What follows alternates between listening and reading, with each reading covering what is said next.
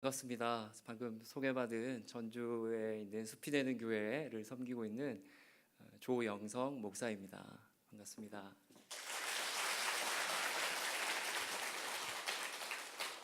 먼저는 참 부족하고 자격 없는 종을 이렇게 정말 귀한 단에 또 귀한 공동체에 이렇게 또 귀한 여전도의 연합 헌신 예배의 자리에 세워주신 하나님께 감사드립니다. 그리고 정말 이 귀한 자리, 특별히 또 이렇게 말씀의 자리를 이렇게 내주시는 것은 참 교회에 있어서는 쉽지 않은 일인데, 기꺼이 이렇게 설교의 시간을 허락해 주신 우리 성배경 담임 목사님, 그리고 우리 귀한 당회 모든 분들께 또 이 자리를 빌어서 다시 한번 감사의 말씀 드리겠습니다.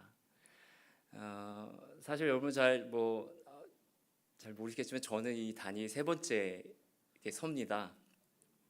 왜 세 번째냐 놀라시겠지만, 제가 93년도에 바로 이 재단에서, 이 단위에서 은강교회에서 세례를 받았습니다. 제가 고3 때입니다. 네. 그리고 이제 10년이 지나서 이제 물론 은강교회에서는 이제 떠나서 다른 교회를 섬겼지만 이 단에서 결혼을 했습니다. 지금 제 아내 김윤미 사모를 만났고요. 여러분 혹시 아시겠지만 김정자 권사님의 막내 따님이 제 아내입니다. 네, 너무 귀한 아내를 만나서 여기서 10년 전에 결혼을 했고, 또 이제 그렇기 때문에 오늘이 이 단에 저는 세 번째로 서게 됩니다. 그러니까 저에게 있어서는 이 자리는, 또 우리 이 교회는 영적인 어떤 본적지다라고 할 수 있고, 또 다른 의미에선 저의 처가 같은 곳입니다. 예. 오늘 우리 또 성배경 목사님, 담임 목사님 이렇게 만나 뵙고 사모님과 인사드리고 하는데, 그냥 뭐 이렇게 좀 말씀드려도 되겠는지 모르겠지만 그냥 형님 같고 친정에 와서 이렇게 또 귀하게 식사도 대접받고, 또 이렇게 우리 귀한 여전도의 모든 분들, 어머니와 같고 또 이모 같고 누님 같은, 또 우리 할머님 같은 그런 분들과 함께 말씀 나누게 되어서 저에게는 너무나 기쁘고 또 감사한 자리입니다. 아무쪼록 이 자리가 하나님의 은혜를 함께 나누는 시간이 됐으면 좋겠습니다. 전하는 자나 듣는 자 모두가 성령 앞에 겸손히, 진리 앞에 겸손히 서는 그런 시간 되어지기를 원합니다. 네, 한 인간이 일생을 살아가면서 입으로 내뱉는 말 중에 가장 의미 있고 또 진심을 담고 있으며 또 오래도록 잊혀지지 않고 우리의 영혼에, 마음에, 기억에 남게 되는 말이 있다면 그것은 어떤 말이겠습니까? 물론 개인마다 좀 차이가 있겠죠. 첫사랑의 고백, 결혼 고백 이런 것도 있겠지만, 저는 개인적으로 그 말은 다름 아닌 유언이라고 생각합니다. 즉, 한 인간이 인생을 쭉 산 후에 죽음 앞에서의 남기는 마지막 말이라고 생각합니다. 죽음 앞에서의 그 고백이야말로 한 인간의 그 진심이 담겨 있고, 또 그 말하는 이의 삶이 그 짧지만 그 남겨지는 말 속에 녹아 있고, 또 그 전 인격이 담겨 있는 어쩌면 엄숙하고 또 진실하고 가장 소중한 말이다라고 생각하기 때문입니다. 그러나 바로 이 유언이라는 것이 그렇게 참된 유언으로서의 가치를 갖기 위해서는 반드시 삶이라고 하는 아주 구체적인 행함이 수반되어 있어야 합니다. 그러니까 평생을 그냥 사기 쳐먹고 속이고 등쳐먹고 이렇게 살았던 사람이 그냥 죽기 전에 너희는 정직하게 살아라 이렇게 말한다면, 이제 그 말을 하고 죽는 그 사람 개인에게 있어서는 인생을 돌아보면서 깊은 탄식과 어떤 후회의 어떤 말이 될 수 있을지는 모르지만, 이제 그 말을 듣는 남겨진 사람들에게 있어서는 그 공허한 외침이 될 수밖에 없기 때문입니다. 또 평생을 물질과 명예와 막 권력과 쾌락과 이런 것들만을 탐하고 추구했던 사람이 죽음 앞에 이르러서야 그것들의 어떤 헛됨, 그 쓸모없더라 이런 것들을 남겨진 후손들에게 조목조목 힘을 다해서 눈을 크게 뜨면서 남긴다 한들 그건 역시 공기의 진동일 뿐 그 말은 생명력을 갖지 못합니다. 그리하여 참된 유언은 반드시 나 자신의 삶으로의 언어이어야 합니다. 삶이 수반되지 않은 언어는 그것이 아무리 화려하고 또 품이 있고 엄숙함마저 갖췄다 해도 그것은 결국 그냥 한낱 거짓말일 뿐이기 때문이죠. 오늘 이 저녁에 저와 여러분이 우리가 함께 나눌 이 디모데 후서는 바울이 로마 감옥에 두 번째로 투옥이 되어서 이제 죽음을 눈앞에 두고 자기가 평생 사역하는 동안 많은 사람들을 함께 사역했지만 특별히 내 아들처럼 영적인 아들로 여겼던 디모데에게 기록해서 보낸 편지로 알려져 있습니다.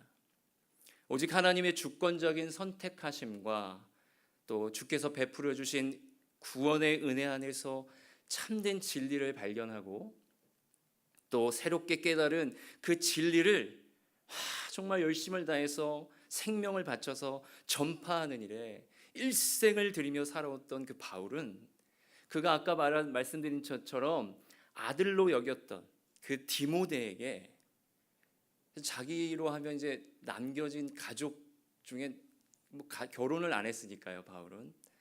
그러니까 정말 남은 가족처럼 여겼던 그 아들에게 죽음 앞에서의 마지막 유언, 즉 가장 고귀하고 엄숙한 삶의 고백을 이렇게 한자 한자 감옥 속에서 적어갔을 것입니다.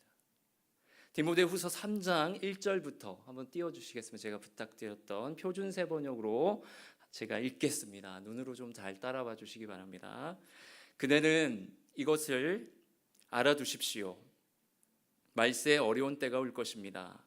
사람들은 자기를 사랑하며 돈을 사랑하며 뽐내며 교만하며 하나님을 모독하며 부모에게 순종하지 아니하며 감사할 줄 모르며 불경스러우며 무정하며 원한을 풀지 아니하며 비방하며 절제가 없으며 난폭하며 선을 좋아하지 아니하며 배신하며 무모하며 자만하며 하나님보다 쾌락을 더 사랑하며 겉으로는 경건하게 보이나 경건함의 능력은 부인할 것입니다.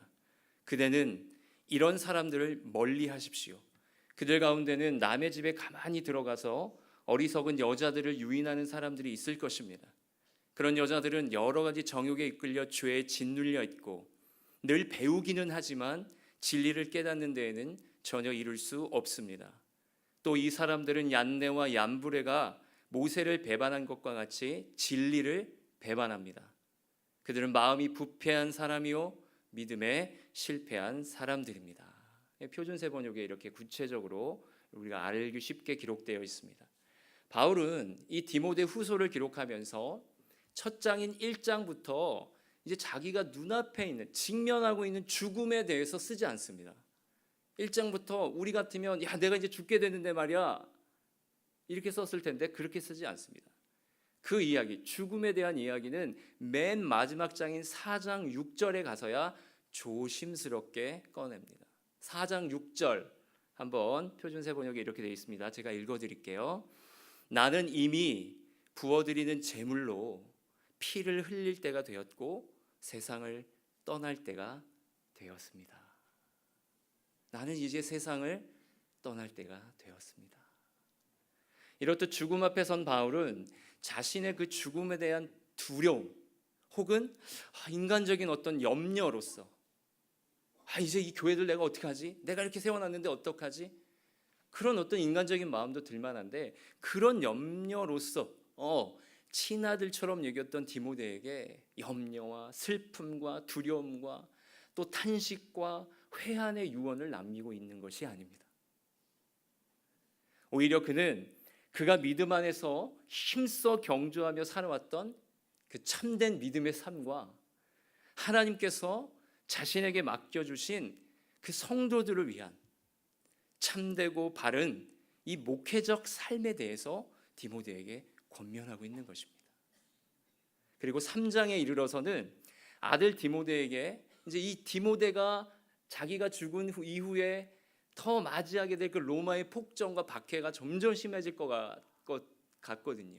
그러니까 그 맞이하게 될 이 세상의 어떤 마지막 때와 같은 그 난폭한 너무나 처참한, 여러분 혹시 그 바울이라고 하는 영화를 보신 분은 알겠지만 당시에 그리스도인들을 잡아다가 불태워서 등으로 썼다고 하지 않습니까? 길거리에. 그러한 시대였기 때문에 말세라고 느낀 것이죠. 바울도. 그런 여러 징조들에 대해서, 현상들에 대해서 쭉 써줍니다. 여기서 우리가 이제 깨닫게 되는 것은 뭐냐? 이 참된 진리를 떠나 있는 인간들, 죄인들이 살고 있는 이 세상, 그 인간들이 맞이하게 될 마지막 때라고 여기는 그 마지막 때의 모습은 사실 바울이 그 편지를 썼던 그때나 오늘날이나 크게 변함이 없다는 거예요. 스타일이 좀 바뀌었고 그런 어떤 죄의 색깔이 바뀌었을 뿐이에요. 모습이 바뀌었을, 방법들이 바뀌었을 뿐이죠. 정말 다른 게 하나 있다면 뭘까요?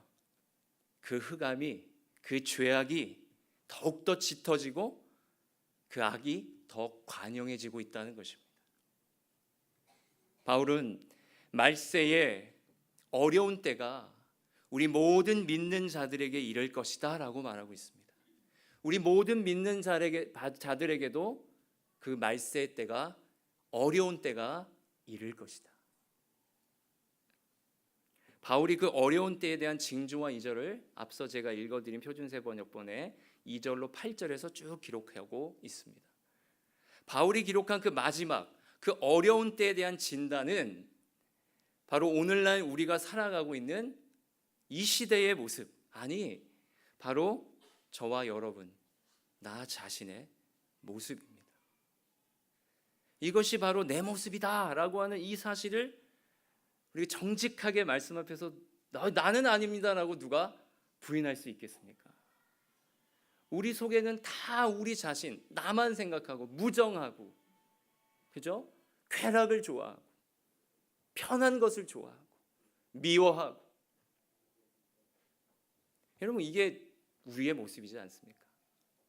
바로 이런 마지막 때를 직면하고 또 실제적으로 경험하며 살아가야 될 우리들에게 바울은 자기 삶의 그 에센스를 담아서 우리가 신자된 자들이 따라가야 할 유일한 길, 참되고 바른 그 진리를 담대히 이제 선포합니다. 디모데 후서 3장 14절 상반절인데 요거는 좀 같이 읽었으면 좋은데 준비가 됐는지 모르겠네요. 자, 상반절까지만 같이 읽겠습니다. 준비됐습니까? 예, 거하라까지입니다. 시작. 그러나 너는 배우고 확신한 일에 거하라. 아멘. 여러분 이 악한 세대로부터 마지막 때에 이 모든 유혹과 핍박으로부터 우리를 지켜줄 유일한 길, 그것은 다름 아닌 나 자신이 배우고 확신한 일에 거하는 것입니다.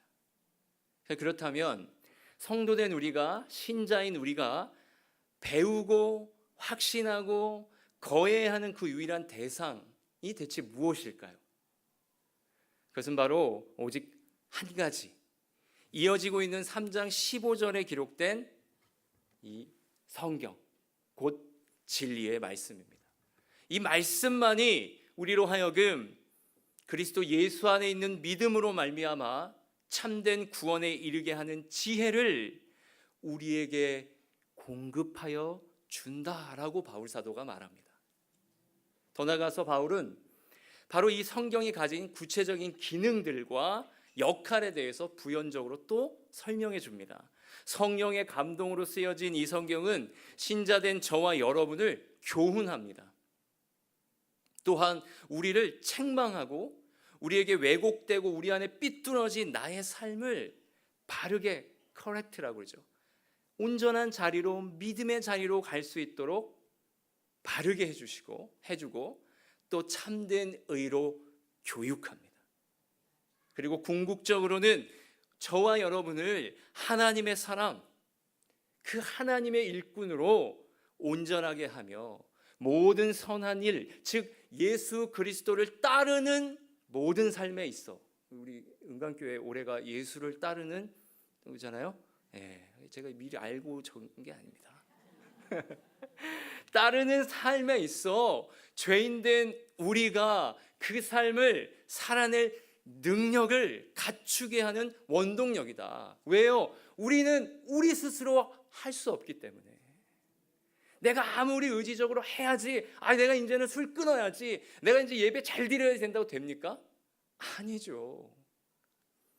이 말씀의 앞에 내가 날마다 부여잡힐 때, 말씀에 내가 정직하게 반응하려고 내가 부단히도 노력할 때, 내가 하는 것 같지만 말씀이 우리를 이끌어 가는 것이다. 15절로 17절에서 이렇게 확인해 볼게요. 또 어려서부터 성경을 알았나니 성경은 능히 너로 하여금 그리스도 예수 안에 있는 믿음으로 말미암아 구원에 이르는 지혜가 있게 하느니라. 모든 성경은 하나님의 감동으로 된 것으로 교훈과 책망과 바르게 함과 의로 교육하기에 유익하니 이는, 결론이죠, 하나님의 사람으로 온전하게 하며 모든 선한 일을 행할 능력을 갖추게 하려 함이라. 아멘. 자, 그럼 우리는 여기서 요 앞에 쓰여 있는 이 바울의 유언의 딱 에센스와 같은, 오늘 제목과 같은, 너는 배우고 확신한 일에 거하라 라고 하는 이 말씀을 조금 더 주목해서 보기 원합니다. 여기서 우리말, 이 문장에서 우리말 배우다로 번역된 헬라어 동사 만다노는 단순히 뇌의 기능, 이 주가 되는 뇌의 기능으로만 우리가 이렇게 배워지는 그런 지적인 배움만을 의미하지 않아요. 배우다라는 이 말이, 그것은 삶으로의 아주 구체적인 경험을 의미하는 소위 체험적 학습이에요.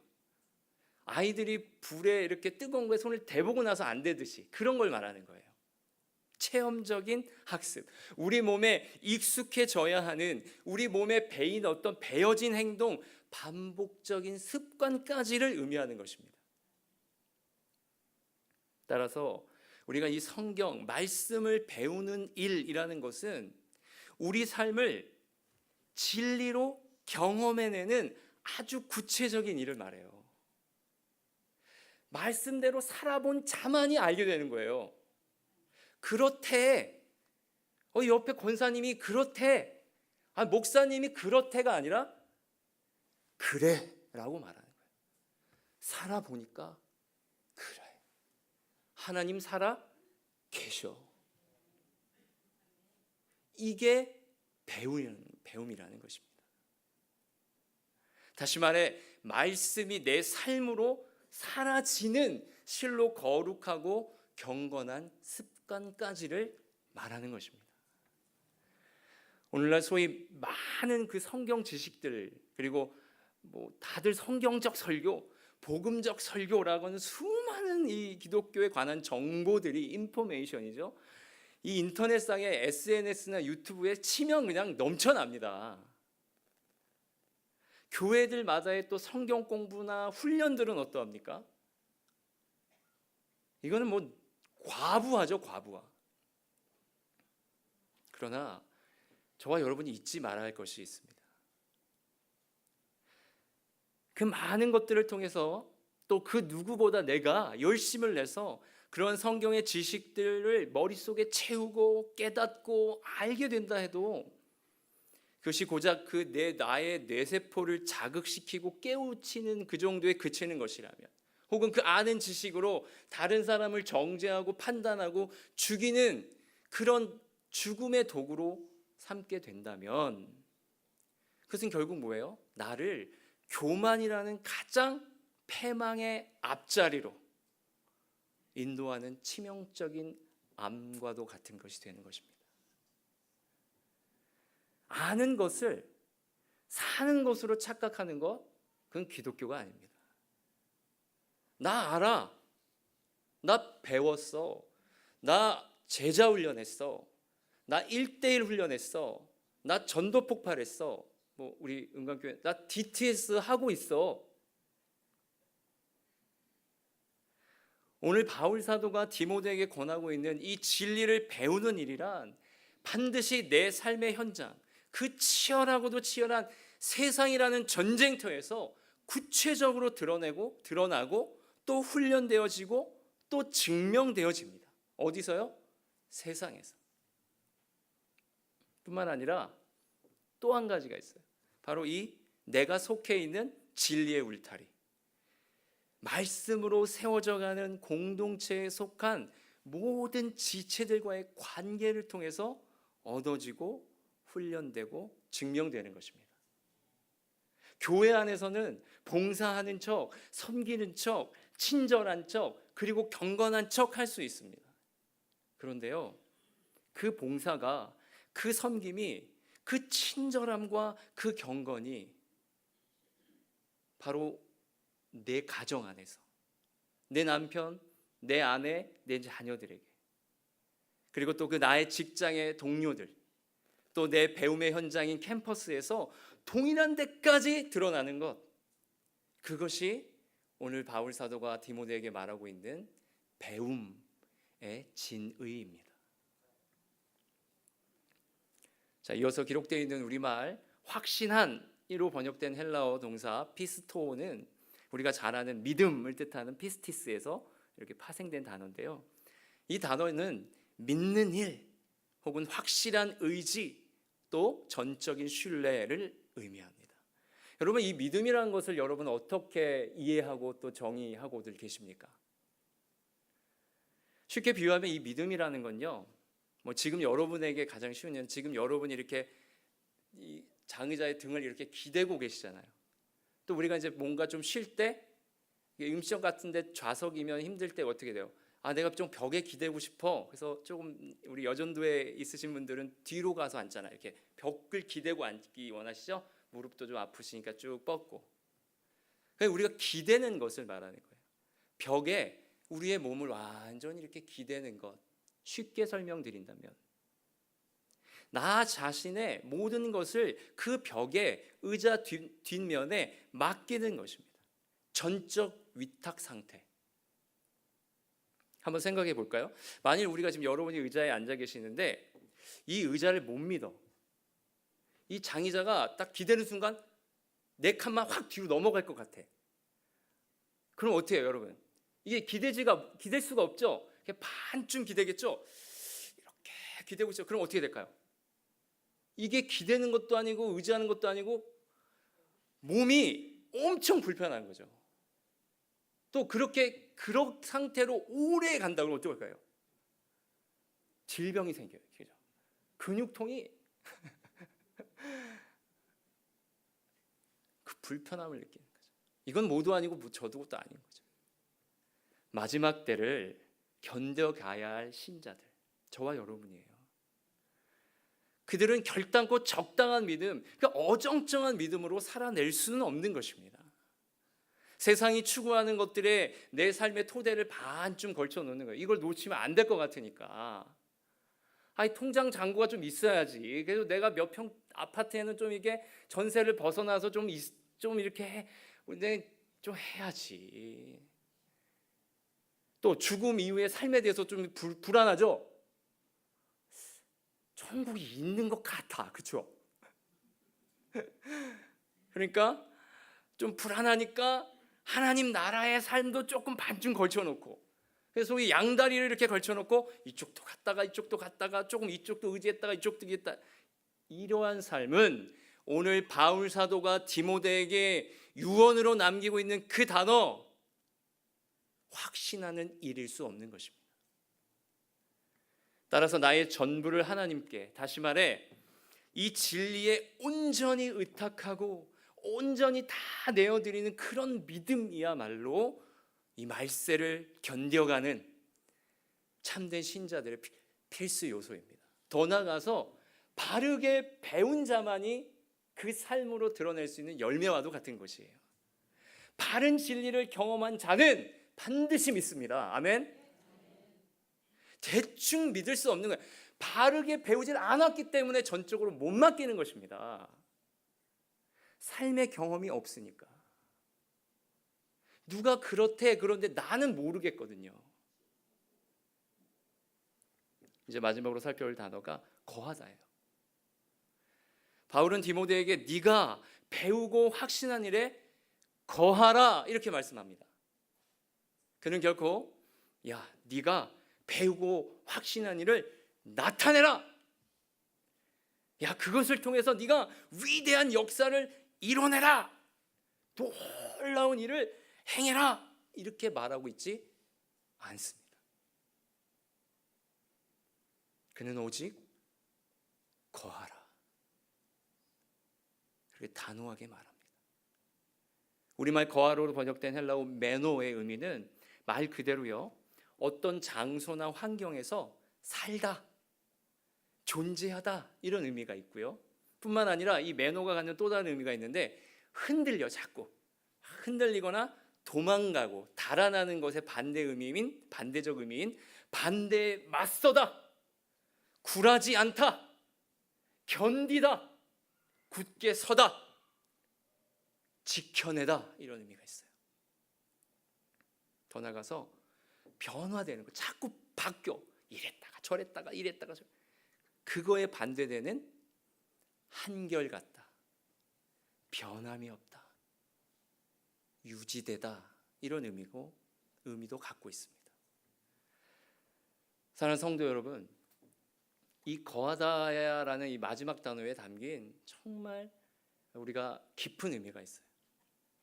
우리 주님께서 여러분 십자가 대속을 통해서 이뤄놓으신 영원하고도 완전한 그 승리는 더 이상 보탤 것이 없는 완전하고도 완벽한 승리이며 온전한 약속의 성취입니다. 믿으십니까? 예. 그런데 여러분 분명히 아멘 하셨죠? 그런데 우리는 자꾸 이 사실을 잊는다는 거예요. 망각한다는 거예요. 왜요? 늘 이렇게 하면 엄마가 100점 맞으면 뭐 해주고, 이렇게 하면 내가 너 상 주고, 내가 이렇게 하면 너한테 더 큰 거 주고, 밥 사주고, 오늘 이렇게 하면 빕스 데려가고, 자전거 사주고, 늘 뭔가를 내가 했던 것에 대한 보상으로 우리를 이렇게 키워져 왔기 때문에 우리가 신앙생활 하면서도요, 더 이상 보탤 것이 없는 완전한 승리고 온전한 약속의 성취임에도 불구하고 그 승리하심에, 그 완벽한 성취에 내가 자꾸 뭔가를 보태려고 하는 거예요. 더하고 보태고 더 완벽한 어떤 것을 주님 내가 해드리겠습니다. 내가 완전한 구원을 받았는데도 뭔가 불안한 거죠. 내가 이렇게 더 열심히 성가대를 해도 내가 더 열심히 하고 새벽기도 너 열심히 더 하면 더 완전한 구원이 오는 것입니까? 여러분, 그렇지 않습니다. 주님이 이뤄놓으신 십자가는 완벽한 것입니다. 그렇기 때문에 우리가 뭔가를 더하고 내가 해내고야 말겠습니다, 열심히 하겠습니다 라고 하는 거, 여러분 열심히 내지 말라는 게 아닙니다. 이게 오해하셨고 이제 안 그럼 제가 이제 다시는 이제 우리 선병성 목사님하고 못 봐요. 아니 이게 분위기 좋게 교회 가고 있는데 왜 다들 새벽기도 안 나오고 이러면 안 되고요. 의미를 알아야 되는 거죠. 아멘. 그 사랑에 감사하고 너무 기쁘고 감격해서 나오는 것이고, 내가 뭔가를 해서 완전한 구원을 만들어내고 싶어서 하는 건 안 된단 말이죠. 그것은 기특한 일이 아니라 그게 죄인 것이에요. 진리로서 죽어지고 완전히 부인되어진 내 안에서 성령께서 맺어가시는 열매, 여러분 우리가 잘 알고 있는 갈라디아서 5장 22절에 성령의 열매는 이렇게 나와요. 개역개정은 그죠? 표준 세번역도 성령의 열매는 그러니까 소유격 같은 거예요. 아, 성령의 열매는 내가 열심히 맺어가야 되는구나. 사랑과 희락과 온유와 양성과 자비와 충성과 절제 내가 다 맺어가야, 이게 아니고요. 원어의 의미는 성령께서 맺어주시는 열매는 이렇게 되어 있습니다. 주어가 누굽니까? 성령입니다. 내가 죽으면 내 안에서 누가 성령께서 맺어 주시는 열매입니다. 근데 우리가 자꾸 그걸 맺으려고 한단 말이에요. 내가 주체가 돼서 스스로 맺으려 하는 그런 모든 삶의 덕과 선행들, 즉 도덕적이고 윤리적인 삶으로의 추구. 내가 괜찮은 사람 돼야지. 내가 그래도 예수 믿는데. 아니, 괜찮은 사람 되지 말라는 건 아닙니다. 자꾸 또 이걸 오해하시면 안 되고요. 그런데 사람은요, 그거를 추구하면요, 그걸 목적으로 삼으면 의가 된다니까요. 10년 다녔는데 교회 어떻게 저렇게 교회를 헛다녀 이렇게 되는 거예요. 나처럼 부드러운 말을 안 쓴다는 거예요. 아니, 원래 태생이 경상도신 분들은 어떻게 하란 말이에요? 했나? 이분 부드럽게 말한 거예요. 했어요. 서울 말만 부드러운 말이 아닌 거예요. 했나? 이것도 그들 입장에서는 부드러운 말이에요. 그러므로 여러분, 바울은 오늘 그 유언처럼 남기는 메시지 뭐라고 말합니까? 배우고 확신한 그 진리 안에 거하라. 배우고 확신한 그 말씀 안에서 말씀과 함께 살아라. 여러분, 우리의 일상, 평범해 보이는 일상 살아라. 부족해도 넘어져도 그래서 내가 너를 위해서 죽은 거야. 네가 넘어질 줄 알고, 네가 안 될 줄 알고 내가 이루어준 거야. 내가 다 씻어준 거야. 괜찮아. 조금 말 실수해도 돼. 그냥 살아. 견뎌. 지켜내. 그렇게 말씀하고 있는 것입니다. 그리고 그 진리 안에 굳게 서라.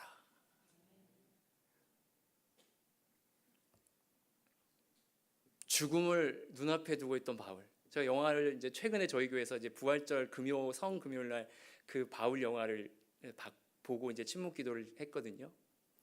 이제 저도 이렇게 2번 정도 봤는데 정말 잔잔한 감동이 있잖아요. 그렇죠? 바울이 이렇게 스포하는 건 아닙니다. 꼭 보시고. 근데 이제 죽음을 앞두고 늘 그 감옥에 있는 동안에도 문득 섬뜩 잠에서 이게 깨요. 왜냐하면 자기가 예수 믿기 전에 율법의 앞잡이가 되어서 열심으로 예수 믿는 사람 잡아 죽이고 다녔을 때, 그때 핍박하고 고문하고 죽였던 자들이 꿈에 나타나는 거예요. 그러니까 그 바울도 죄책감이라는 것에서 완벽한 해방은 되지 않았지만 그것으로 인해서 늘 두렵고 떨림으로 하나님을 붙들고 살았단 말이에요. 근데 바리새인들은요, 나 믿어, 나 3번씩 기도, 나 금식해, 나 구원이 확실해. 아니요. 진정한 경건한 자는 바울처럼 내가 이렇게 열심을 내었지만 내가 버림받을까 두렵다. 여러분, 그 믿음으로 사는 것입니다. 주님 없으면 못 삽니다. 주님 안에 내가 뿌리 박히기 원합니다. 그 바울이 이제 마지막 편지가 될지도 모르잖아요. 죽음에 이제 눈앞에 있다는 건 아는데 그걸 쓴 거잖아요.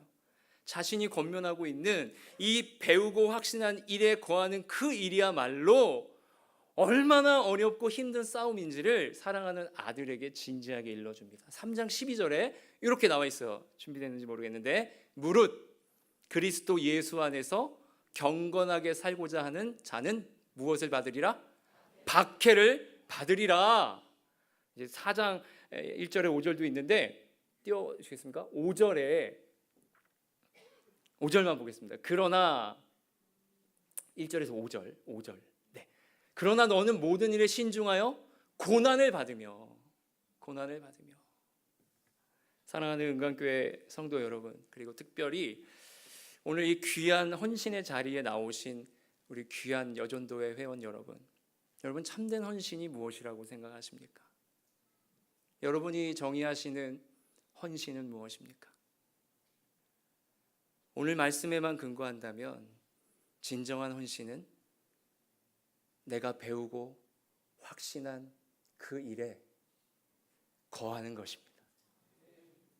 내가 배우고 확신한 그 일에 거하는 것입니다. 그러나 오늘 우리가 함께 보았듯이 이 배우고 확신한 일에 거하는 이 일은 바울 사도가 지금 기록하고 있듯이 쉬운 게 아닙니다. 되게 쉬워 보이지만 쉬운 게 아니에요. 그것은 반드시 모진 고난과 고통과 환난과 핍박과 여러 유혹과 박해를 전제로 한 견딤입니다. 그리고 지켜냄입니다.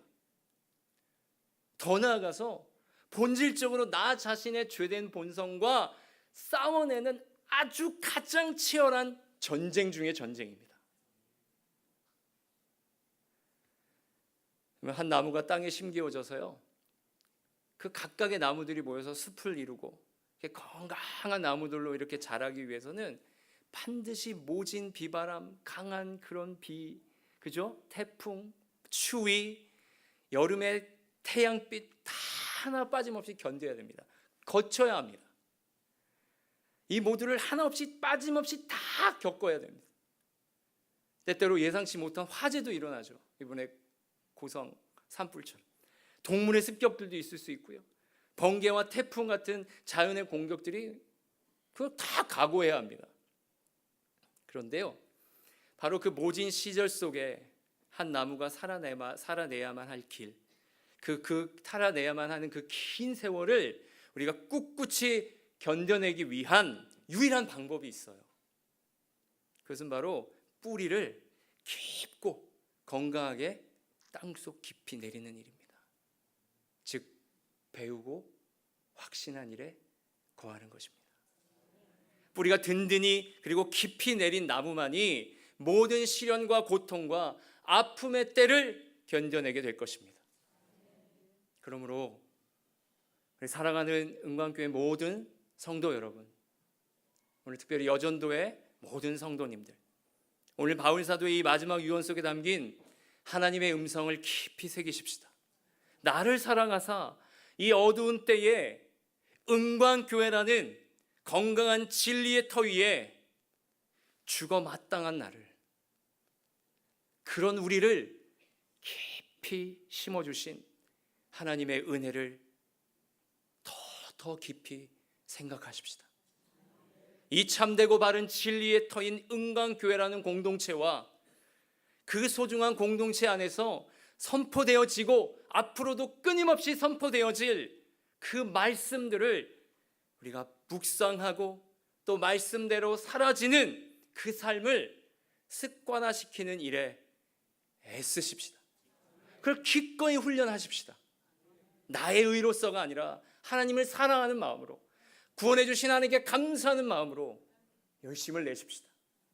날마다 죄인된 나를 부인시킴으로 나를 살게 하는 그 오직 그 진리만을 더 신뢰하십시다. 그리하여 그 진리 안에 어떤 상황에도 흔들리지 않는, 뒤로 물러남이 없는, 그리고 그 삶을, 그 일상을 의연히 살아내는 영혼의 뿌리를 깊이 내리십시다. 그리하여 우리가 그렇게, 우리 모두가, 지금 이 자리에 있는 우리 모두가, 그리고 주님을 믿는 모든 자들이 주님 앞에 서게 될 그날, 전제와 같이 내가 벌써 부어지고 나의 떠날 시각이 가까웠도다 라고 우리 고백해야 할 그날, 우리도 역시 바울처럼 이렇게 담대히 고백하십시다. 우리 마지막으로 함께 읽겠습니다. 디모데후서 4장 7절에서 8절입니다. 우리 한 목소리로 천천히 읽겠습니다. 시작.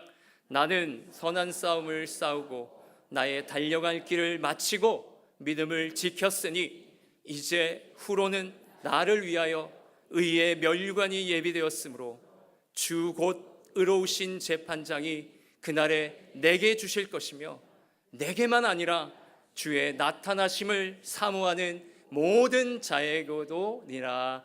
아멘. 기도하겠습니다. 하나님, 오늘 부족한 종이 크신 하나님, 온전하신 하나님, 전능하신 하나님의 말씀을 들고 우리 귀한 성도들과 함께 진리를 나누었습니다. 배우고 확신한 일에 거하라. 하나님, 감히 우리도 우리의 남은 이 여생 가운데 죽음의 날에, 주님 만나는 그 직전의 날에 내 사랑하는 자손들에게, 내 남편과 아내와 자녀들에게 바로 이 마지막 말, 너는 배우고 확신한 일에 거하라 라고 유언할 수 있는 우리 모든 은광교회 성도들 되어지기를 간절히 원합니다. 그리하여서 하나님, 우리도 바울처럼 내 달려갈 길을 마치고 내가 선한 싸움 싸우고 믿음을 지켰다라고 하는 나 자신 스스로의 담대하고 의연한 고백이 있을 수 있도록 은혜를 더하여 주시옵소서. 감사드리며 예수 그리스도의 이름으로 기도드리옵나이다. 아멘. 감사합니다.